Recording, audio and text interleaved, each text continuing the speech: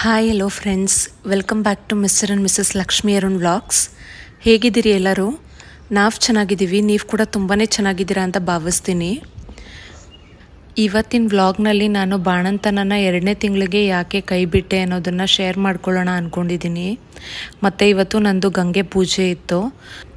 ಇವತ್ತೇ ನಾನು ಬಾಣಂತನ ಮುಗಿಸ್ಕೊಂಡು ಫಸ್ಟ್ ಟೈಮು ಕಿಚನ್ಗೆ ಎಂಟರ್ ಆಗಿದ್ದು. ಇಷ್ಟು ದಿವಸ ನಾನೇನು ಟಚ್ಚೇ ಮಾಡಿರಲಿಲ್ಲ. ಮನೆ ಗುಡಿಸೋದಾಗಲಿ, ಅಡುಗೆ ಮಾಡೋದಾಗಲಿ, ಪಾತ್ರೆ ತೊಳೆಯೋದಾಗಲಿ ಎಲ್ಲ ಕೆಲಸನೂ ಇವತ್ತೇ ಸ್ಟಾರ್ಟ್ ಮಾಡಿದ್ದು. ಬೆಳಗ್ಗೆ ಬೇಗನೆ ಎದ್ದು ಮೇಲೆ ವಾಕಿಂಗ್ ಅಂತ ಹೋಗಿದ್ದೆ. ತುಂಬ ರಿಲ್ಯಾಕ್ಸಿಂಗ್ ಅಂತ ಫೀಲ್ ಆಯಿತು. ಆ ಎನ್ವಿರಾನ್ಮೆಂಟ್ ನೋಡ್ತಾ ಇದ್ರೇ ನಮಗೆ ಒಂದು ಸ್ವಲ್ಪ ರಿಲ್ಯಾಕ್ಸಿಂಗ್ ಆಗಿರುತ್ತೆ. ನಾನು ಯಾಕೆ ಬಾಣಂತನ 2 ತಿಂಗಳಿಗೆ ಮಾಡಿಸ್ಕೊಂಡೆ ಅಂತ ಹೇಳಿದ್ರೆ, ಅಮ್ಮನಿಗೆ ನನ್ನ ಡೆಲಿವರಿ ಆಗಲಿಕ್ಕೆ 2 ತಿಂಗಳು ಮೊದಲು ಆಪ್ರೇಷನ್ ಆಗಿತ್ತು. ಮೈನರ್ ಆಪ್ರೇಷನ್ನೇ ಪಾಪ. ಆದರೆ ಅವರು ತುಂಬ ವರ್ಕ್ ಮಾಡೋದಕ್ಕೆ ಆಗೋದಿಲ್ಲ. ಅವ್ರಿಗೆ ಮಂಡಿ ನೋವು ಇದೆ. ಅವರು ರೆಸ್ಟ್ ಮಾಡಬೇಕಾಗಿತ್ತು. ಆದರೆ ತಾಯಂದರು ಅದೇನೋ ಭಗವಂತನ ಸೃಷ್ಟಿ ಅನಿಸುತ್ತೆ. ಮಗಳು ಅಂತ ಏನಾದರೂ ಬಂತು ಅಂತ ಹೇಳಿದ್ರೆ ಎಲ್ಲ ಗಿವ್ ಅಪ್ ಮಾಡಿ ನಮಗೋಸ್ಕರ ಮಾಡೋದಕ್ಕೆ ರೆಡಿ ಆಗಿಬಿಡ್ತಾರೆ. ಅವ್ರಿಗೆ ಎಷ್ಟೇ ನೋವಿದ್ರೂ ಇಲ್ಲಮ್ಮ ನಾನು ಮಾಡ್ತೀನಿ ಅಂತ ಹೇಳ್ತಾ ಇದ್ರು. ಆದರೆ ಬಾಣಂತಿಯರು ಇರೋ ಮನೇಲಿ ಕೆಲಸ ಎಷ್ಟಿರುತ್ತೆ ಅಂತ ನಿಮಗೆ ಗೊತ್ತು ಅಲ್ವಾ? ಪಾಪುಗೆ ಸ್ನಾನ ಮಾಡಿಸೋದ್ರಿಂದ ಹಿಡಿದು ಬಾಣಂತಿಗೆ 3 ಟೈಮು ಬಿಸಿ ಬಿಸಿ ಊಟ ಕೊಡೋದ್ರಿಂದ ಹಿಡಿದು ಮನೆ ಕೆಲಸ ಅಂತೂ ತುಂಬಾ ಇರುತ್ತೆ. ಬಟ್ಟೆಗಳಂತೂ ತುಂಬ ಇರುತ್ತೆ. ಯಾವುದಂತಾನೆ ಅವರೊಬ್ಬರೇ ಮಾಡ್ತಾರೆ. ಮನೆ ಕೆಲಸದವ್ರನ್ನೂ ಕೂಡ ಇಟ್ಕೊಂಡ್ವಿ. ಬಟ್ ಅವ್ರು ಮಾಡೋ ಅಂಥ ಕೆಲಸ ನಮಗೆ ಇಷ್ಟ ಆಗಲಿಲ್ಲ. ಅದಕ್ಕೋಸ್ಕರನೇ ಅವ್ರು ಪಡೋ ಕಷ್ಟ ನೋಡೋಕ್ಕಾಗದೇ ನಾನು ಬೇಡಮ್ಮ ನಾನೇ ಮಾಡ್ತೀನಿ ಅಂತ ಹೇಳಿಬಿಟ್ಟು ಕನ್ವಿನ್ಸ್ ಮಾಡಿದೆ. ಆದರೂ ಅವ್ರು ಬಿಲ್ಕುಲ್ ಒಪ್ಕೊಳ್ಳೇ ಇಲ್ಲ. ನನಗೆಷ್ಟೇ ನೋವಾದರೂ ಪರವಾಗಿಲ್ಲ, ನಾನು ಮಾಡ್ತೀನಿ, ನೀನು 6 ತಿಂಗಳವರೆಗೂ ಹೋದ್ರೂ ರೆಸ್ಟ್ ಮಾಡು ಅಂತ ಹೇಳಿದ್ರು. ರೆಸ್ಟ್ ಮಾಡ್ತಾ ಇದ್ದರೆ ನಾವು ರೆಸ್ಟ್ ಮೋಡಲ್ಲೇ ಇರ್ತೀವಿ ಹೊರತು ಆ ಎನರ್ಜಿ ಅನ್ನೋದು ನಮಗೆ ಲಾಸ್ ಆಗ್ತಾನೇ ಇರುತ್ತೆ. ನಾವು ಎದ್ದು ಕೆಲಸ ಮಾಡಿದ್ರೆ ನಮಗೊಂದು ಚೈತನ್ಯನೂ ಬರುತ್ತೆ ಅಂತ ನನ್ನ ಅನಿಸಿಕೆ. ಬಾಣಂತನ ಮಾಡೋದಕ್ಕೆ ಎಲ್ಲ ರೀತಿಯಿಂದ ಅವ್ರಿಗೆ ಶಕ್ತಿ ಇದೆ ಅಂತ ಅಂದರೆ ಮಾಡಿಸ್ಕೋಬೋದು ಆರಾಮಾಗಿ. 6 ತಿಂಗಳಿಲ್ಲ 1 ವರ್ಷ ಮಾಡಿಸ್ಕೊಳ್ಳೋರು ಇದ್ದಾರೆ. ಆದರೆ ನಮ್ಮ ತಾಯಿಗೆ ಮಾಡೋಕ್ಕಾಗ್ತಿರ್ಲಿಲ್ಲ. ಅವ್ರು ಮಾಡೋಕ್ಕಾಗಿಲ್ಲ ಅಂದರೂ ಪ್ರೀತಿಯಿಂದ ಅಷ್ಟು ಮಾತ್ರ ಮಾಡೋವಾಗ ನಮಗೇನು ಅನಿಸುತ್ತೆ, ಪಾಪ ನಾವು ತುಂಬಾ ಕಷ್ಟ ಕೊಡ್ತಿದ್ದೀವಲ್ಲಪ್ಪ ಅವ್ರಿಗೆ ಅಂತ ನನಗೆ ಫೀಲ್ ಆಯಿತು. ಅವ್ರ ಮೇಲೆ ತುಂಬಾ ಪ್ರೀತಿ ಇದೆ ನನಗೆ. ಅದಕ್ಕೋಸ್ಕರ ನಾನು ಬೇಡಮ್ಮ ನೀನು ಮಾಡಬೇಡ ಅಂತ ಹೇಳಿ ನನಗೆ ಕಷ್ಟ ಆದರೂ ಪರವಾಗಿಲ್ಲ ಅಂತ ನಾನು ಕೆಲಸ ಮಾಡೋದಕ್ಕೆ ಇಳಿದೆ. ಫಸ್ಟ್ ಟೈಮು ನಾವು ಬಾಣಂತನ ಮುಗಿಸಿ ನೀರು ಮುಟ್ಟಬೇಕು, ತಣ್ಣೀರು ಮುಟ್ಟಬೇಕು ಅಂತ ಹೇಳಿದ್ರೆ ಫಸ್ಟು ಗಂಗೆ ಪೂಜೆ ಮಾಡಬೇಕು. ಅದಕ್ಕೋಸ್ಕರ ಬೆಳಗ್ಗೆನೇ ಸ್ನಾನ ಮಾಡಿಕೊಂಡು ಗಂಗೆ ಪೂಜೆ ಮಾಡ್ತಾಯಿದ್ದೀನಿ. ಗಂಗೆ ಪೂಜೆ ಎಲ್ಲ ಮಾಡಿದ್ಮೇಲೆ ಬಾಗ್ನನ ನೀರಿಗೆ ಬಿಡಬೇಕು. ಇಲ್ಲೆಲ್ಲೂ ನಮ್ಮ ಹತ್ರ ಬಾವಿ ಅನ್ನೋದು ಅದೆಲ್ಲ ಏನೂ ಇಲ್ವಲ್ಲ. ಅದಕ್ಕೋಸ್ಕರ ಮನೆಯಲ್ಲೇ ಹಿತ್ತಲಲ್ಲಿ ಬಕೆಟಲ್ಲಿ ನೀರು ಇರುತ್ತಲ್ಲ ಅದರಲ್ಲೇನೇ ಬಾಗ್ನ ಹಾಕ್ಬಿಟ್ಟು ಕೈ ಮುಗ್ಬಿಟ್ಟು ಕೆಲಸ ನಾನು ಶುರು ಮಾಡಿಕೊಂಡೆ. ಕೊಳಾಯಿ ಪೂಜೆ ಅಂತ ಮಾಡ್ತೀವಿ ಮನೆಯಲ್ಲೇ, ನಲ್ಲಿ ಪೂಜೆ. ಅದು ನಲ್ಲಿ ಪೂಜೆ ಎಲ್ಲ ಮಾಡಿಕೊಂಡು ಅದಾದಮೇಲೆ ಬೇಕಾದರೆ ಏನಾದರೂ ಕೆಲಸ ಮಾಡ್ಕೋಬೋದು. ಇವತ್ತಿನ ದಿನ ತುಂಬಾ ಬ್ಯುಸಿ ಡೇ ಆಗಿತ್ತು. ಇವತ್ತು ಬ್ರೇಕ್ಫಾಸ್ಟ್ಗೆ ಟೊಮೆಟೊ ಬಾತ್ ಮಾಡ್ಕೊಂಡಿದ್ದೆ. ಮಿಕ್ಸಿಗೆ ಶುಂಠಿ, ಬೆಳ್ಳುಳ್ಳಿ, ಚಕ್ಕೆ, ಲವಂಗ, ಏಲಕ್ಕಿ ಮತ್ತು 1 ಸಣ್ಣ ಗಾತ್ರದ ಈರುಳ್ಳಿನ ಹಾಕ್ಕೊಂಡು ಇದನ್ನು ಗ್ರೈಂಡ್ ಮಾಡಿ ಇಟ್ಕೊಳ್ತಿದ್ದೀನಿ. ಈಗ ಕುಕ್ಕರ್ನ ಬಿಸಿ ಮಾಡಿ ಅದಕ್ಕೆ ಸ್ವಲ್ಪ ಎಣ್ಣೆ ಹಾಕಿ ಸಾಸಿವೆ, ಈರುಳ್ಳಿ ಮತ್ತು ಕಲ್ಲುವು ಮತ್ತು ಸ್ವಲ್ಪ ಕರ್ಬೇವಿನ ಸೊಪ್ಪು, ಸ್ವಲ್ಪ ಪುದೀನ ಹಾಕಿ ಬಾಡಿಸ್ಕೊಳ್ತಿದ್ದೀನಿ. ಈಗ ಇದಕ್ಕೆ ಮಿಕ್ಸಿ ಮಾಡಿರುವಂಥ ಪೇಸ್ಟನ್ನ ಹಾಕ್ಕೊಳ್ಬೇಕು. ಪೇಸ್ಟ್ ಎಲ್ಲ ಹಸಿ ವಾಸನೆ ಹೋದ್ಮೇಲೆ ಇದಕ್ಕೆ 4ರಿಂದ 5 ಟೊಮೆಟೊ ತೊಗೊಂಡಿದ್ದೀನಿ. ಟೊಮೆಟೊ ಚೆನ್ನಾಗಿ ಬೇಯಬೇಕು. ಇದಕ್ಕೆ ನಾನು ನೆನೆಸಿಟ್ಟಿರುವಂಥ ಬಟಾಣಿನ ಹಾಕ್ಕೊಳ್ತಿದ್ದೀನಿ. ಬರೀ 1 ಕೈ ಹಿಡಿಯಷ್ಟು. ಇದಕ್ಕೆ ರುಚಿಗೆ ತಕ್ಕಷ್ಟು ಉಪ್ಪು ಹಾಕಬೇಕು. ಕಲ್ಲುಪ್ಪು ಬಳಸೋದ್ರಿಂದ ಆರೋಗ್ಯಕ್ಕೆ ತುಂಬಾ ಒಳ್ಳೆಯದು. ಇದಕ್ಕೆ ಸ್ವಲ್ಪ ಅರಿಶಿನ, 2 ಸ್ಪೂನು ಅಚ್ಚ ಖಾರದ ಪುಡಿ ಹಾಕ್ಕೊಳ್ತಿದ್ದೀನಿ. ನಿಮಗೆ ಖಾರ ಇನ್ನೂ ಜಾಸ್ತಿ ಬೇಕು ಅಂದರೆ ಎಕ್ಸ್ಟ್ರಾ ಹಾಕ್ಕೊಳ್ಬೋದು. ಇದನ್ನು ಫ್ರೈ ಮಾಡಿಕೊಂಡು ಈಗ ಫ್ರೆಶ್ ಮೊಸರು ಚೂರು ಹಾಕ್ಕೊಳ್ತಿದ್ದೀನಿ. ಮೊಸರು ಹಾಕಿದ್ರೆ ನಮಗೆ ಸಾಫ್ಟ್ನೆಸ್ ಬರುತ್ತೆ ರೈಸ್ ಬಾತು.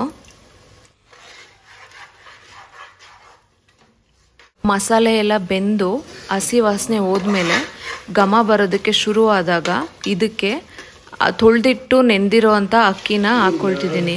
ನಾನು ಇಲ್ಲಿ 1.5 ಗ್ಲಾಸ್ ಅಕ್ಕಿ ತೊಗೊಂಡು 3 ಸತಿ ಚೆನ್ನಾಗಿ ತೊಳ್ಕೊಂಡು ಅದಕ್ಕೆ 3 ಗ್ಲಾಸ್ ನೀರನ್ನು ಹಾಕ್ಕೊಂಡಿದ್ದೀನಿ. ಈ ರೀತಿ ಹಾಕಿದ್ಮೇಲೆ ಇದನ್ನು ನೀಟಾಗಿ ಕಲಿಸ್ಕೊಡ್ಬೇಕು.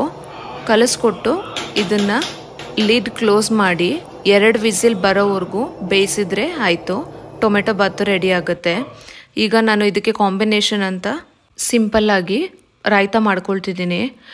ಗಟ್ಟಿ ಮೊಸರು ತೊಗೊಂಡು ಅದಕ್ಕೆ ಒಂದೇ ಒಂದು ಹೆಚ್ಚಿರುವಂಥ ಹಸಿಮೆಣಸಿನ್ಕಾಯಿ ಮತ್ತು 2 ಈರುಳ್ಳಿ ಉದ್ದುದ್ದಕ್ಕೆ ಕಟ್ ಮಾಡಿರೋದು, ಅದಕ್ಕೆ ರುಚಿಗೆ ತಕ್ಕಷ್ಟು ಉಪ್ಪು ಮತ್ತು ಕೊತ್ತಂಬರಿ ಸೊಪ್ಪು ಹಾಕಿ ಕಲಸಿದ್ರೆ ಆಯಿತು.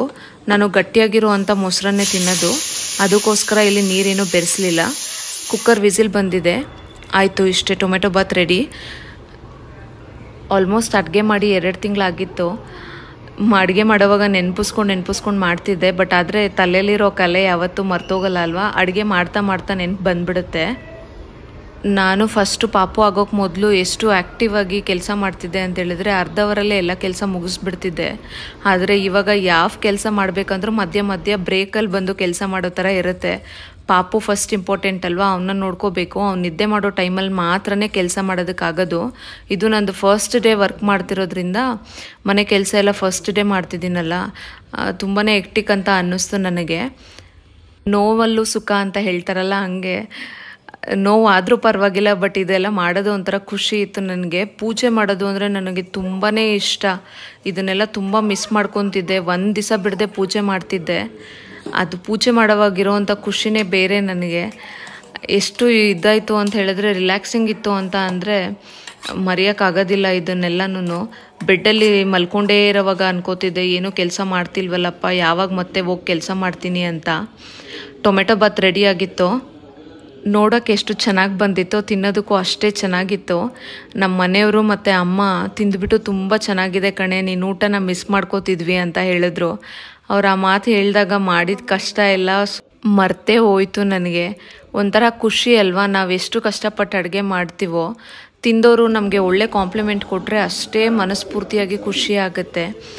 ನನಗೆ ಯಾರಾದರೂ ತಿಂತಾ ಇರಬೇಕು, ನಾನು ಅಡುಗೆ ಮಾಡಿ ಬಡಿಸ್ತಾ ಇರಬೇಕು, ಇದು ನನಗೆ ತುಂಬ ಇಷ್ಟ.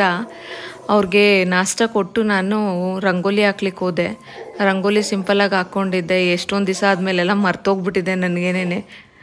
ರಂಗೋಲಿ ಎಲ್ಲ ಹಾಕೋದು ಎಷ್ಟು ಇಷ್ಟ ಅಂತ ಹೇಳಿದ್ರೆ, 9 ಮಂತ್ ಪ್ರೆಗ್ನೆಂಟ್ ಆಗಿದ್ದೆ ನಾನು.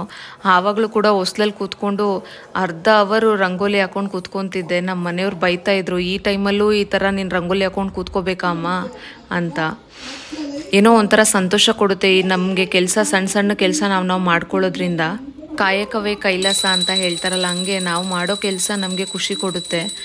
ನನಗೆ ಯಾವಾಗಲೂ ಅಷ್ಟೇ ಇನ್ನೊಬ್ಬರ ಮೇಲೆ ಡಿಪೆಂಡ್ ಆಗಿ ಅಭ್ಯಾಸನೇ ಇಲ್ಲ. ನಮ್ಮ ಮನೆಯವರು ಅಷ್ಟೇ, ನಮ್ಮ ತಾಯಿನೂ ಅಷ್ಟೇ ಯಾವಾಗಲೂ ಹೇಳ್ತಾ ಇರ್ತಾರೆ, ಚುರುಕಾಗಿ ಯಾವಾಗಲೂ ಕೆಲಸ ಮಾಡ್ತಾ ಇರ್ತೀಯ, ನೀನು ಬೆಡ್ಡಲ್ಲಿರೋದಕ್ಕೆ ಈ ಥರ ಇದೆಯಾ, ಒಂಥರ ಸಪ್ಪಗಿದೆಯಾ ಅಂತ. ಇವತ್ತು ನನಗೆ ಫುಲ್ ಖುಷಿಯಾಗಿತ್ತು. ನನ್ನ ಕೆಲಸ ಎಲ್ಲ ನಾನೇ ಮಾಡ್ಕೊತಿದ್ದೀನಲ್ಲಪ್ಪ, ಯಾರ ಮೇಲೂ ಡಿಪೆಂಡ್ ಆಗ್ತಿಲ್ಲ ಅಂತ. ಆ ಸಂತೋಷನ ಹೆಂಗೆ ವ್ಯಕ್ತಪಡಿಸೋದು ಅಂತ ಹೇಳಿದ್ರೆ ಇದೇ ಕೆಲಸಗಳಲ್ಲೇ ವ್ಯಕ್ತಪಡಿಸಿದೆ. ದೇವ್ರಿಗೆ ಪೂಜೆ ಮಾಡಿದ್ದು ಒಂದು ದೊಡ್ಡ ಸಂತೋಷ ಅಂತಲೇ ಹೇಳ್ಬೋದು. ಮನಸ್ಸು ಎಷ್ಟು ಹಗುರ ಆಗುತ್ತೆ ಅಂತ ಹೇಳಿದ್ರೆ ಅದು ಹೇಳಕ್ಕೆ ಮಾತೇ ಇಲ್ಲ. ಇವಾಗ ಯಾರಾದರೂ ಬಾಣಂತಿಯರಾಗಿದ್ದರೆ ನಿಮಗೆ ಗೊತ್ತಿರುತ್ತೆ ಇದು ಅನುಭವ. 4 ಗೋಡೆ ಮಧ್ಯೆನೇ ನಾವು ಇರ್ತೀವಿ ಯಾವಾಗ್ಲೂ. ಆವಾಗ ನಮಗೆ ಬರೋ ಥಾಟ್ಸೇ ಬೇರೆ ಥರ ಇರುತ್ತೆ. ಅದೇ ನಾವು ಮನೆಯೆಲ್ಲ ಓಡಾಡೋದಕ್ಕೆ ಒಂದು ಆಪ್ಷನ್ನೇ ಕೊಡೋದಿಲ್ಲ ಮನೆಯವರು. ಯಾಕೆ ಹೋಗ್ತೀಯ, ಅಲ್ಲಿ ಹೋಗ್ತೀಯ, ಇಲ್ಲಿ ಹೋಗ್ತೀಯ, ಮನೆ ಒಳಗಡೆನೇ ಇರಬೇಕು, ರೂಮ್ ಒಳಗಡೆನೇ ಇರಬೇಕು ಅಂತ ಹೇಳ್ತಾರೆ. ನಾವು ಪಾಪುನ ನೋಡಿಕೊಂಡೇ ಇರ್ತೀವಲ್ವಾ, ಅವ್ನ ಮುಖ ನೋಡೋದ್ರಲ್ಲಿ ಒಂದು ಖುಷಿ ಇದೆ. ಆದರೂ ಆ 4 ಗೋಡೆ ಮಧ್ಯೆನೇ ಇರೋದು ಅಂತ ಹೇಳಿದ್ರೆ ಒಂಥರ ಸಂಕಟ ಅನಿಸುತ್ತೆ. ನೀವು ಯಾರಾದರೂ ಬಾಣಂತಿಯರಾಗಿದ್ದರೆ ನನ್ನ ಮಾತನ್ನ ರಿಲೇಟ್ ಮಾಡ್ಕೊಳ್ತೀರಾ ಅಂತ ನಾನು ಅಂದ್ಕೊಂಡಿದ್ದೀನಿ. ನಮ್ಮ ಮನೆಯವ್ರಿಗೂ ಆಫೀಸಿಗೆ ಲೇಟಾಗಿತ್ತು. ಲಂಚ್ ಬಾಕ್ಸು ಪ್ಯಾಕ್ ಮಾಡಿ ಆಫೀಸಿಗೆ ಕಳಿಸ್ಕೊಟ್ಟೆ. ತುಂಬಾ ಮಿಸ್ ಮಾಡ್ಕೊತೀನಿ ನಾನು ಆಫೀಸ್ಗೆ ಹೋಗೋದನ್ನು. ಇಬ್ಬರು ಜೊತೆಲೇ ಹೋಗ್ತಾ ಇದ್ವಿ ಫಸ್ಟು. ಅಂದರೆ ಸ್ವಲ್ಪ ಲೇಟಾಗಿ ಹೋಗ್ತಿದ್ದೆ ನಾನು. ಬಟ್ ಇವಾಗ ಅವರೊಬ್ಬರನ್ನೇ ಆಫೀಸಿಗೆ ಕಳಿಸ್ಕೊಟ್ಟು ನಾನು ಮನೆಯಲ್ಲಿ ಇರಬೇಕು ಅಂತ ಹೇಳಿದ್ರೆ ಅದು ಒಂಥರ ಬೇಜಾರೇನೆ. ಬಟ್ ಆ ದಿನವೂ ಆದಷ್ಟು ಬೇಗ ಬರುತ್ತೆ ಅಂತ ಅಂದ್ಕೊಂಡಿದ್ದೀನಿ. 2 ತಿಂಗಳು ರೂಮಲ್ಲೇ ಇದ್ದೆ, ಆಚೆನೇ ಬರ್ತಾ ಇರಲಿಲ್ಲ. ಇವತ್ತು ಮನೆಯೆಲ್ಲ ಓಡಾಡೋದಕ್ಕೊಂದು ಆಪ್ಷನ್ ಸಿಕ್ಕಿದೆ. ನೆಕ್ಸ್ಟು ಹೊರಗಡೆ ಹೋಗೋ ಅಂಥ ಆಪ್ಷನ್ನು ಸಿಗುತ್ತೆ ಅಂತ ಅಂದ್ಕೊಂಡಿದ್ದೀನಿ. ತುಂಬಾ ಮೈಯೆಲ್ಲ ನೋವು ಬಂದುಬಿಟ್ಟಿತ್ತು ಕೆಲಸ ಮಾಡಿ ನನಗೆ. ಅದು ಸಿ ಸೆಕ್ಷನ್ ಆಗಿರೋದ್ರಿಂದ ಬೆನ್ನು ನೋವು ಜಾಸ್ತಿ ಇದೆ ನನಗೆ. ಕೆಲಸ ಮಾಡ್ತಿದ್ರೆ ಅದೆಲ್ಲ ಮರ್ತೋಗ್ಬಿಡುತ್ತೆ. ಬಟ್ ಆದ್ರೂ ಕೂತ್ಕೊಂಡಾಗ ಎದ್ದಾಗ ಕೆಲಸ ಮಾಡ್ತಿರೋವಾಗ ಬೆನ್ನೋವು ತುಂಬಾ ಕಾಡುತ್ತೆ. ಫಸ್ಟೆಲ್ಲ ಈ ರೀತಿ ಇರಲಿಲ್ಲ. ಸಿ ಸೆಕ್ಷನ್ ಆಗಿರೋದ್ರಿಂದನೋ ಇಲ್ಲ ಬೇಬಿ ಆದಮೇಲೆ ಎಲ್ಲರಿಗೂ ನಾರ್ಮಲಿ ಈ ರೀತಿ ಇರುತ್ತೇನೋ ಗೊತ್ತಿಲ್ಲ. ನಿಮಗೂ ಏನಾದರೂ ಈ ರೀತಿ ಬೆನ್ನೋವು ಕಾಡ್ತಿದೆಯಾ ಹೇಳಿ. ನಾವು ಮೊದಲ ಥರ ಏನು ಕೆಲಸ ಇತ್ತೋ ಆ ಕೆಲಸಗಳನ್ನ ಮಾಡ್ಕೊಳ್ಳಿಕ್ಕೆ ಆಗೋದಿಲ್ಲ. ಮಧ್ಯ ಮಧ್ಯ ಪಾಪು ಎದ್ದೊಳ್ತಾನೆ ಇರ್ತಾನೆ, ಅವನು ಸುಸು ಮಾಡ್ತಿರ್ತಾನೆ ಇಲ್ಲ ಪಾಟಿ ಮಾಡ್ತಿರ್ತಾನೆ. ಅವ್ನ ಡೈಪರ್ ಕ್ಲೀನ್ ಮಾಡಬೇಕು, ಅವನ ಹತ್ರ ಆಟ ಆಡಬೇಕು, ಅವನ ನಿದ್ದೆ ಮಾಡಿಸ್ಬೇಕು. ಅವನ ಹತ್ರ ಆಟ ಆಡೋದೇ ಒಂಥರ ರಿಲ್ಯಾಕ್ಸೇಷನ್ನು. ಆಟ ಆಡಿಕೊಂಡು ಅವನ್ನ ನಿದ್ದೆ ಮಾಡಿಸಿ ಆಮೇಲೆ ನೆಕ್ಸ್ಟ್ ಕೆಲಸ ಏನಿದೆಯೋ ಅದನ್ನು ನೋಡ್ಕೊಳ್ಬೇಕಾಗತ್ತೆ. ಬೇರೆ ಕೆಲಸ ಎಲ್ಲ ಏನು ಪ್ರಿಯಾರಿಟಿನೇ ಇಲ್ಲ ಅಂತ ನಾನು ಅನ್ಕೋತೀನಿ. ಎಲ್ಲರೂ ಹಾಗೆ ಅಂದ್ಕೊಳ್ಳೋದು ಕೂಡ. ಯಾಕಂದರೆ ಅವನ್ನ ಫಸ್ಟ್ ನೋಡಬೇಕು ನಾವು, ಆಮೇಲೆ ನಮ್ಮ ಕೆಲಸ ಏನಿದೆ ಅದನ್ನು ನೋಡ್ಕೊಳ್ಳೋದು. ಪಾಪು ನಿದ್ದೆ ಮಾಡ್ತಿದ್ದಾನೆ ಅಂತ ಹೇಳಿದ್ರೆ ಅವನ ಸೇಫ್ ಎನ್ವಿರಾನ್ಮೆಂಟಲ್ಲಿ ಇಟ್ಬಿಟ್ಟು ನಮ್ಮ ಪಾಡಿಗೆ ನಮ್ಮ ಕೆಲಸ ನಾವು ಮಾಡ್ಕೋಬೋದು. ಅಮ್ಮ ಸ್ನಾನಕ್ಕೆ ಹೋಗಿದ್ರು, ಅದಕ್ಕೋಸ್ಕರ ನಾನು ಅವನ ನಿದ್ದೆ ಮಾಡಿಸ್ತಿದ್ದೆ. ನಿದ್ದೆ ಮಾಡಿಸ್ಬಿಟ್ಟು ನೆಕ್ಸ್ಟ್ ಏನು ಕೆಲಸ ಇದೆ ಅದನ್ನು ನೋಡ್ಕೊಳ್ಳೋಣ ಅನ್ನೋಷ್ಟರಲ್ಲಿ ಮತ್ತೆ ಎದ್ದು ಬಿಡ್ತಾನೆ. ಮತ್ತೆ ಬಂದು ಫೀಡ್ ಮಾಡಿ ಅವನ್ನ ಮತ್ತೆ ಮಲಗಿಸಿ ತುಂಬಾ ಟೈಮ್ ಆಗೋಯ್ತು. ಆಮೇಲೆ ಆಫೀಸ್ ಕೆಲಸ ಇತ್ತು, ವರ್ಕ್ ಫ್ರಮ್ ಹೋಮೇ ಮಾಡ್ತಿದ್ದೀನಿ ಅಲ್ವಾ, ಅದಕ್ಕೆ ಆಫೀಸ್ ಕೆಲಸ ಸ್ವಲ್ಪ ಮಾಡ್ಕೊಳ್ತಾ ಇದ್ದೆ. ನಾವು ಯಾವಾಗಲೂ ಅಷ್ಟೇ ಏನೇ ಕೆಲಸ ಮಾಡಿದ್ರು ಎಲ್ಲದರಲ್ಲೂ 100% ಕೊಡಬೇಕು. ಪ್ರತಿಫಲ ಅನ್ನೋದು ದೇವರು ಅದನ್ನು ಒಳ್ಳೆ ರೀತಿಯಾಗಿ ನಮಗೆ ಕೊಟ್ಟೇ ಕೊಡ್ತಾನೆ. ಬಟ್ ನಾವೇನು ಮಾಡ್ತೀವಲ್ವ ಅದು ಮಾತ್ರ 100% ಇತ್ತು ಅಂತ ಹೇಳಿದ್ರೆ ಪಕ್ಕ ನಮಗೆ ಒಳ್ಳೆ ರಿಸಲ್ಟ್ಸ್ ಸಿಗುತ್ತೆ ಅನ್ನೋದ್ರಲ್ಲಿ ನನಗೆ ನಂಬಿಕೆ ಇದೆ. ನೀವೇನಂತೀರಾ? ಇನ್ನೂ ಕೆಲಸ ಮಾಡ್ತಾ ಮಾಡ್ತಾ ಮಧ್ಯಾಹ್ನ ಆಗೋಯ್ತು. ಮಧ್ಯಾಹ್ನ ಲಂಚು ಅಮ್ಮನೇ ಅಡುಗೆ ಮಾಡಿದರು. ಅಮ್ಮ ಅಡುಗೆ ಮಾಡ್ತಾಯಿದ್ರೆ ನಾನು ಇಲ್ಲಿ ಕೆಲಸ ಮಾಡ್ತಿದ್ದೆ. ಪಾಪುನ ತೊಟ್ಲಲ್ಲಿ ಮಲಗಿಸ್ಬಿಟ್ಟು ಬಂದಿದ್ದೆ. ಅವನು ಚೆನ್ನಾಗಿ ನಿದ್ದೆ ಮಾಡ್ತಾಯಿದ್ದ. ಏನು ಮಮ್ಮಿ ಮಾಡ್ತಾಯಿದ್ದೀರಾ? ಸಾರು ಆಯ್ತಾ?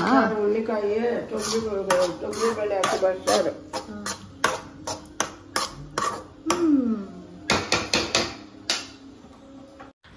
ಮತ್ತೆ ಅಲ್ಲೋಗಿ ನೋಡೋಷ್ಟೊತ್ತಿಗೆ ಪಾಪು ಎದ್ಬಿಟ್ಟಿದ್ದ. ಮತ್ತು ಅವನ್ನ ಫೀಡ್ ಮಾಡಿಕೊಂಡೇ ಕೆಲಸ ಮಾಡ್ತಾಯಿದ್ದೆ. ಹೆಣ್ಮಕ್ಳು ಯಾವಾಗಲೂ ಮಲ್ಟಿಟಾಸ್ಕಿಂಗ್ ಮಾಡೋದ್ರಲ್ಲಿ ಟ್ಯಾಲೆಂಟೆಡ್ ಅಲ್ವಾ? ನೀವು ಮಲ್ಟಿಟಾಸ್ಕಿಂಗ್ ಅಂದರೆ ಇಷ್ಟಪಡ್ತೀರಾ, ಇಲ್ಲಾಂದರೆ ಒಂದೇ ಕೆಲಸದಲ್ಲಿ ಯಾವಾಗಲೂ ಫೋಕಸ್ ಮಾಡೋದಕ್ಕೆ ಇಷ್ಟಪಡ್ತೀರಾ? ನಾನು ಯಾವಾಗಲೂ ಮಲ್ಟಿಟಾಸ್ಕಿಂಗ್ ಮಾಡೋದಕ್ಕೆ ಇಷ್ಟಪಡ್ತೀನಿ. ಇದಾದಮೇಲೆ ಮಗುನ ಮಲಗಿಸ್ಬಿಟ್ಟು ಅಮ್ಮನ ಕೈಯಲ್ಲಿ ಕೊಟ್ಬಿಟ್ಟು ಊಟ ತಿನ್ನೋಕೆ ಹೋದೆ. ಬಿಸಿ ಬಿಸಿ ಮುದ್ದೆ ಮಾಡಿ ಬಸ್ಸಾರು ಮತ್ತು ಪಲ್ಯ ಮಾಡಿದರು ಅಮ್ಮ. ತುಂಬ ಟೇಸ್ಟಿಯಾಗಿ ಬಂದಿತ್ತು. ಭಗವಂತ ಅದು ಎಲ್ಲಿ ರುಚಿ ಇಟ್ಟಿದ್ದಾನೋ ತಾಯಿ ಕೈಯಲ್ಲಿ ಗೊತ್ತಿಲ್ಲ. ಯಾವಾಗಲೂ ಅಷ್ಟೇ ಅಮ್ಮನ ಕೈ ರುಚಿ ತಿಂತಾ ಇದ್ದರೆ ಇನ್ನೊಂದು ಸತಿ ತಿನ್ನಬೇಕು, ಇನ್ನೂ ಸ್ವಲ್ಪ ಜಾಸ್ತಿನೇ ತಿನ್ನಬೇಕು ಅಂತ ಅನಿಸುತ್ತೆ. ಟೇಸ್ಟಿಯಾಗಿ ಅಡುಗೆ ಮಾಡ್ತಾರೆ ಅಮ್ಮ. ನಾನು ಮಾಡೋ ಅಡುಗೆ ಎಷ್ಟೇ ಟೇಸ್ಟಿಯಾಗಿದ್ರೂ ನಮ್ಮ ತಾಯಿ ಅಡುಗೆ ಮುಂದೆ ಬೇರೆ ಯಾವ ಟೇಸ್ಟು ಜಾಸ್ತಿ ಇಲ್ಲ ಅಂತ ನನಗನ್ಸುತ್ತೆ. ಯಾವಾಗಲೂ ಅಷ್ಟೇ ಅವ್ರು ಮಾಡಿರೋ ಅಡುಗೆ ನನಗೆ ತುಂಬಾ ಇಷ್ಟ ಆಗುತ್ತೆ. ಊಟ ಮುಗಿಸ್ಕೊಂಡು ಮಾತ್ರೆ ಹಾಕ್ಕೊಂಡು ಮತ್ತೆ ಕೆಲಸ ಮಾಡೋದಕ್ಕೆ ಕೂತ್ಕೊಂಡೆ. ಕೆಲಸ ಮಾಡೋದು ಕಂಟಿನ್ಯೂಸ್ ಆಗಿ ಮಾಡೋಕ್ಕಾಗ್ತಾ ಇರಲಿಲ್ಲ. ಮಧ್ಯೆ ಮಧ್ಯೆ ಅವನು ಎದ್ದೋಳ್ಬಿಡ್ತಿದ್ದ. ಪಾಪು ಒಂದೊಂದು ಸತಿ ಹಾಫ್ ಆನ್ ಅವರ್ ಕಂಟಿನ್ಯೂಸ್ ಆಗಿ ನಿದ್ದೆ ಮಾಡ್ತಾನೆ, ಇಲ್ಲ 1 ಅವರ್ ನಿದ್ದೆ ಮಾಡ್ತಾನೆ, ಇಲ್ಲಾಂದರೆ ಒಂದು 5 ನಿಮಿಷಕ್ಕೇನೆ ಎಚ್ಚರಿಕೆ ಆಗಿಬಿಡ್ತಾನೆ. ನಾನು ಕೆಲಸ ಮಾಡೋವಾಗ ಅಮ್ಮ ಪಾಪುನ ನೋಡ್ಕೋತಿರ್ತಾರಲ್ವ, ಅವ್ನು ನಿದ್ದೆ ಮಾಡಿದ್ರೆ ಮಾತ್ರ ನೋಡ್ಕೊತಿರ್ತಾರೆ. ಅವನೇನಾದ್ರು ನಗ್ನಗ್ತಾ ಆಟ ಆಡ್ತಿದ್ರೆ ಆಟ ಆಡ್ಕೊಂಡು ಕೂತ್ಕೊತಾರೆ 1 ಅವರ್ ಆದ್ರೂ. ಬಟ್ ಅವನೇನಾದ್ರು ಅಳೋದಕ್ಕೆ ಶುರು ಮಾಡ್ದ ಅಂತ ಹೇಳಿದ್ರೆ ಅಶ್ವಿಗೆ ಇರುತ್ತೆ ಅಳೋದವನು. ಹೋಗಿ ಪಾಪುನ ಫೀಡ್ ಮಾಡೋಕೆ ಕೂತ್ಕೊಳ್ರೆ ಹಾಫ್ ಆನ್ ಅವರು ಆಗ್ಬೋದು, ಇಲ್ಲ 1 ಅವರು ಆಗ್ಬೋದು. ಅವನ ಹತ್ರ ಆಡಿಕೊಂಡು ಟೈಮು ಹೆಂಗೆ ಹೋಗುತ್ತೆ ಅನ್ನೋದೇ ಗೊತ್ತೇ ಆಗೋದಿಲ್ಲ. ನೈಟೆಲ್ಲ ಪಾಪು ಎದ್ದಿರ್ತಾನಲ್ವ, ಆವಾಗ ಎದ್ದು ಹಾಲು ಕುಡಿಸ್ಬೇಕು. ಮತ್ತು ಕಂಟಿನ್ಯೂಸ್ ನಿದ್ದೆನೂ ಇರೋದಿಲ್ಲ, ಟಯರ್ಡ್ನೆಸ್ ಇರುತ್ತೆ. ಬಾಣಂತನ ಮಾಡಿಸ್ಕೊಳ್ಳೋವಾಗ ಏನು ಒಂದು ಅಡ್ವಾಂಟೇಜು ಅಂತ ಹೇಳಿದ್ರೆ ಅವರು ನಿದ್ದೆ ಮಾಡೋವಾಗ ನಾವು ನಿದ್ದೆ ಮಾಡ್ತೀವಿ. ಅವರು ಎದ್ದಿರೋವಾಗ ನಾವು ಹಾಲು ಕುಡಿಸ್ಕೊಂಡು ಪಾಪು ಜೊತೆ ಆಟಾಡ್ತಾ ಇರ್ತೀವಿ. ಅದೇ ನಾವು ಒಂದು ಸತಿ ಕೆಲಸ ಮಾಡೋದಕ್ಕೆ ಇಳಿದ್ಬಿಟ್ರೆ ಪಾಪು ನಿದ್ದೆ ಮಾಡೋವಾಗ ನಾವು ಕೆಲಸ ಮಾಡ್ಕೊಳ್ಬೇಕಾಗತ್ತೆ. ಸ್ವಲ್ಪ ದಿವಸ ನಮಗೆ ಎಕ್ಟಿಕ್ ಅನ್ನಿಸ್ಬೋದು, ಬಾಡಿ ಪೇಯ್ನ್ ಇರುತ್ತೆ. ಬಟ್ ಹೋಗ್ತಾ ಹೋಗ್ತಾ ಅದು ಸರಿ ಹೋಗುತ್ತೆ ಅಂತ ನನ್ನ ಅನಿಸಿಕೆ. ಸಾಯಂಕಾಲ ಆಗೋಗಿತ್ತು, ಆಮೇಲೆ ಮಳೆ ಬಂದಿತ್ತು. ಜೋರು ಮಳೆ ಇತ್ತು ಇವತ್ತು. ಅದಕ್ಕೆ ಬಿಸಿ ಬಿಸಿ ಟೀ ಮಾಡಿದ್ದೆ. ಟೀ ಮಾಡಿಕೊಂಡು ಸ್ವಲ್ಪ ತಲೆನೋವು ಬೇರೆ ಇತ್ತು ಅಲ್ವಾ. ಇದು ಫಸ್ಟ್ ಡೇ ನಾನು ಕೆಲಸ ಮಾಡ್ತಿರೋದು ಎಲ್ಲನೂ. ಬೆಳಗ್ಗೆಯಿಂದ ಸಾಯಂಕಾಲವರೆಗೂ ನಾನ್ ಸ್ಟಾಪ್ ಕೆಲಸ ಇತ್ತು ಇವತ್ತು. ತಲೆನೋವು ಬಂದ್ಬಿಟ್ಟಿತ್ತು. ತಲೆ ಭಾರ ಬರುತ್ತೆ ಅಂತ ಹೇಳ್ತಾರಲ್ಲ, ನಿದ್ದೆ ಇರಲ್ಲ, ಅದಕ್ಕೋಸ್ಕರನೇ ತಲೆ ಭಾರ ಬರುತ್ತೆ. ಅದಾದಮೇಲೆ ಸ್ವಲ್ಪ ಟೀ ಕುಡ್ಕೊಂಡು ಮತ್ತೆ ಕೆಲಸ ಮಾಡೋದಕ್ಕೆ ಕೂತ್ಕೊಂಡೆ. ಟೈಮ್ ಹೆಂಗೆ ಹೋಯ್ತು ಇವತ್ತು ಅಂತಲೇ ಗೊತ್ತಿಲ್ಲ. ತುಂಬಾ ಬ್ಯುಸಿ ಡೇ ಆಗಿತ್ತು.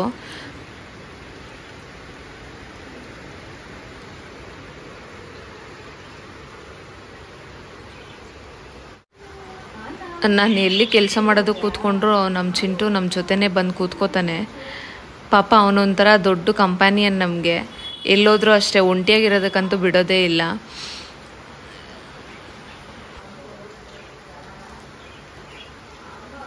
ಹೆಣ್ಮಕ್ಳು ಸ್ಟ್ರಾಂಗು ಗುರು ಅಂತ ಹೇಳ್ತಾರಲ್ಲ, ಆ ಮಾತು ತುಂಬ ಸತ್ಯ.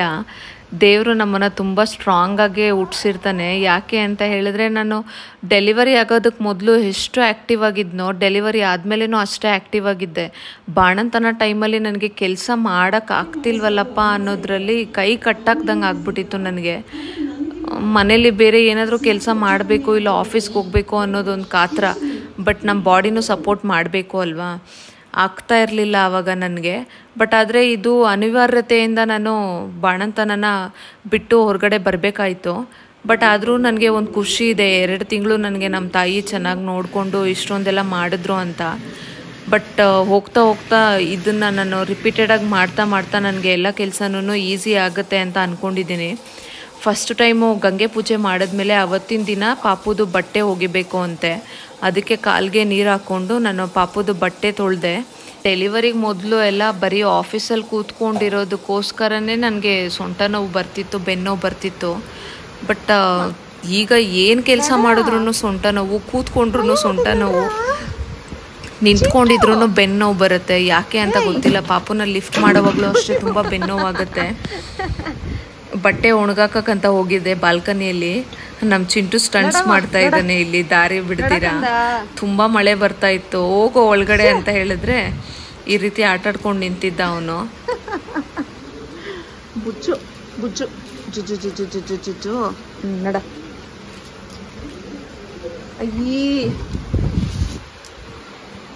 ಅಯ್ಯ ನಡಡ. ಅವನು ಒಂಥರ ತುಂಬಾ ಕ್ಯೂಟ್. ಯಾವಾಗ ಏನು ಮಾಡ್ತಾನೆ ಅಂತಲೇ ಗೊತ್ತಾಗೋದಿಲ್ಲ. ಅವನ್ನ ನೋಡ್ತಾ ಇದ್ರೆ ನನಗೆ ಅವಾಗವಾಗ ನಗು ಬರುತ್ತೆ. ನಾನು ಈವನ್ ಬಾಣಂತನದಲ್ಲಿರೋವಾಗ ಯಾವಾಗಾದರೂ ಡಿಪ್ರೆಸ್ಡಾಗಿ ಫೀಲ್ ಮಾಡ್ತಾಯಿದ್ರೆ ಅವನು ಅಲ್ಲಿ ಬಂದು ಕೂತ್ಕೊಂಡು ಏನಾದರೂ ಡ್ಯಾನ್ಸ್ ಮಾಡೋದು, ಇಲ್ಲ ಪಾಪುನ ನೋಡೋಕ್ಕೆ ಬರೋದು, ಅದೆಲ್ಲ ಮಾಡೋವಾಗ ಒಂಥರ ರಿಲ್ಯಾಕ್ಸಿಂಗಾಗಿ ಫೀಲ್ ಆಗ್ತಾಯಿತ್ತು.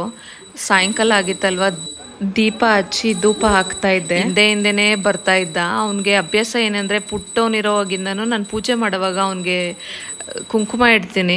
ಅವನು ಪೂಜೆ ಆಗೋವರೆಗೂ ವೆಯ್ಟ್ ಮಾಡಿ ನಾನು ಕುಂಕುಮ ಇಡೋವರೆಗೂ ಕೂತ್ಕೊಂಡು ಆಮೇಲೆ ಶೇಕೆನ್ ಕೊಟ್ಬಿಟ್ಟೆ ಹೋಗೋದು ಅವನು. ಇದೊಂಥರ ಮುದ್ದು ಅಭ್ಯಾಸ ಅವನದು. ಚಿಕ್ಕ ಪಾಪು ಥರನೇ ಅವನು ಯಾವಾಗಲೂ ನಮಗೆ.